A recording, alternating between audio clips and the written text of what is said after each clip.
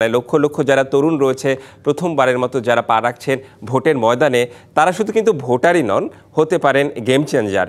এবারের সেগমেন্ট তারুণ্যের ভোট। এবার জেনে নিব নির্বাচন নিয়ে তারুণ্যের নানা ভাবনা প্রত্যাশার কথা। নতুন ভোটার হিসেবে এমন একজনকে নেতৃত্ব প্রদানের জন্য নির্বাচিত করতে চাইছি, যিনি দেশকে সঠিকভাবে এবং দুর্নীতিমুক্তভাবে পরিচালনা করবেন, আমার দেশকে সঠিকভাবে গড়ে তুলবেন এবং রাস্তাঘাটে যেন সকলের সমান সুযোগ সুবিধা, যেন ছাত্রীরা মেয়েদের নিরাপত্তা নিশ্চিত হয়, যেন তাদের বেকারত্ব দারিদ্রতা যেন মোচন হয় এবং যেন তা সঠিকভাবে সবকিছু পরিচালনা করেন, এমন একজনকে আমি আমার প্রথম ভোট হিসেবে নির্বাচিত করতে চাইছি। আমি চাই বাংলাদেশের যে রাজনৈতিক দলগুলো আছে তারা শিক্ষাক্ষেত্রে একটা আমূল পরিবর্তন নিয়ে আসবে। আমরা চাই যে এবার ভোটটা সুষ্ঠু এবং নিরপেক্ষ একটা ভোট নিশ্চিত হোক আর কি চাই।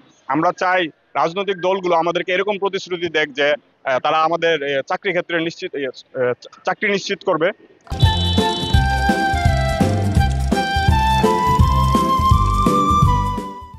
আমি চাই আমাদের দেশে এমন রাষ্ট্রনায়ক বা রাষ্ট্র পরিচালনা ব্যক্তিরা আসুক যারা আমাদের জনগণের স্বার্থে কাজ করবে, আমাদের জনগণের কল্যাণে কাজ করবে, আমাদের সকলের সুরক্ষা দিবে, এমন রাষ্ট্রনায়ককে আমরা এই দেশে চাই। আমি চাই আমার ভোটটা সেই তার পক্ষেই যাক যে কিনা দেশকে সুন্দরভাবে পরিচালনা করবে, যাক মানে সাধারণ জনগণকে প্রাণ খুলে কথা বলতে দিতে পারবে, দেশের দুর্নীতি দমন করবে, দেশের শিক্ষা ব্যবস্থাকে ভালো করবে এবং দেশের বেকারত্ব দূর করবে। তারুণ্যের প্রথম ভোট দুর্নীতিমুক্তর পক্ষে হোক, তারুণ্যের প্রথম ভোট শান্তির পক্ষে হোক, আমি আশা ব্যক্ত করছি।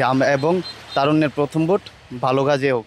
স্বাস্থ্যখাত উন্নত করতে হইব, শিক্ষার মান উন্নত করতে হইব, আমাদের যে মৌলিক যে নিরাপত্তা আছে এটা নিশ্চিত করতে হবে। আমরা চাই মানে সামনে যে সরকার আসবে এই বিষয়গুলো দেখবে ইনশাল্লাহ। আমি একজন নতুন ভোটার হিসেবে আমি চাই আমি আমার ভোটটা যেন কেন্দ্রে গিয়ে দিতে পারি।